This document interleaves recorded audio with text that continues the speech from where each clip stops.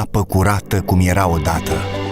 Fermierii ar trebui să știe că există o serie de reglementări pentru această protecție a apelor subterane sau de suprafață.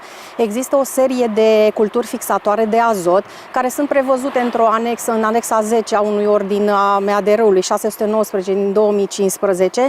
Aceste culturi sunt mazărea, lucerna, lupinul, soia, măzărichea, năutul. Aceste culturi trebuie să fie prezente pe terenuri, pe sole, pe toată perioada lor de vegetație, fiind considerate niște culturi principale. Ele sunt fixatoare de azot și tocmai de aceea sunt cuprinse încă din anul 2014 în politicile agrare și sunt ca un fel de recompensă în subvențiile APIA, tocmai pentru ca fermierii să le cultive. Aceste culturi fixatoare de azot sunt folosite ca mijloc de protejare a apelor subterane și de suprafață prin două căi.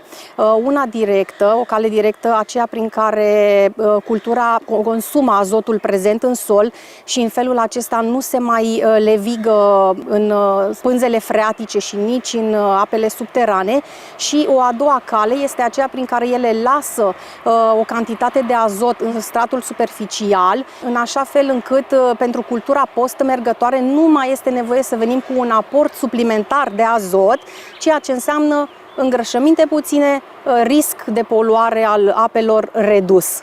Deci, fermierii ar fi obligați ca anumite suprafețe, 5% cred că este procentul, să îl cultive anual cu acest tip de plante pe care le-ați enumerat dumneavoastră. Sunt mulți care fac acest lucru? Din nefericire nu sunt mulți, dar cei care vin au suprafețe însemnate de teren și fac această diversificare a culturilor, odată pentru că este impus prin codul bunelor practice agricole și, în al doilea rând, pentru că subvențiile APIA sunt mai mari.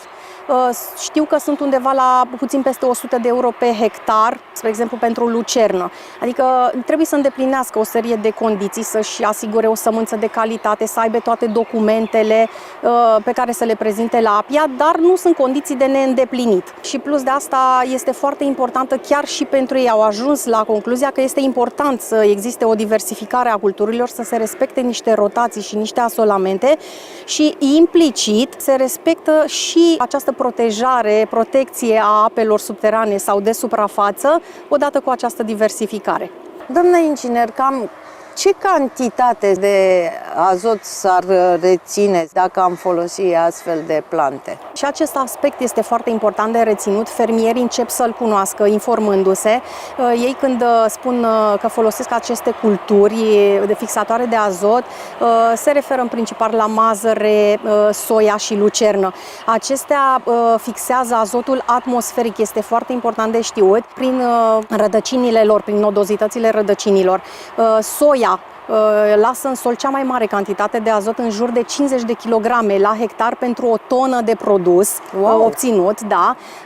Pe locul al doilea se situează mazărea, care lasă în jur de 35 de kilograme pe hectar pe tona de produs obținut, iar ultima este lucerna, care, deși este o fixatoare de azot, este și o consumatoare și lasă doar 20-22 de kilograme de azot în sol. Campania Apa Noastră este foarte important de știut că se adresează în principal fermierilor care, fie din lipsă de informații în acest sens, fie din lipsurile economice, financiare, nu respectă aceste condiții minimale pentru diversificarea culturilor. Iar codul de bune practici agricole, existent de mulți ani în România, conține toate aspectele de care se pot lovi fermierii atunci când vorbim de diversificarea culturilor.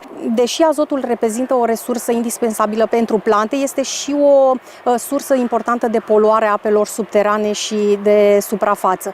Și atunci venim și spunem că trebuie să luăm o atitudine, indiferent de agricultura pe care o practicăm, că este convențională, că este ecologică, că este durabilă, trebuie să protejăm solul și apele. Apăr apa. Intră pe www.apanoastră.ro și află ce poți face tu. O campanie a Ministerului Mediului, Apelor și Pădurilor.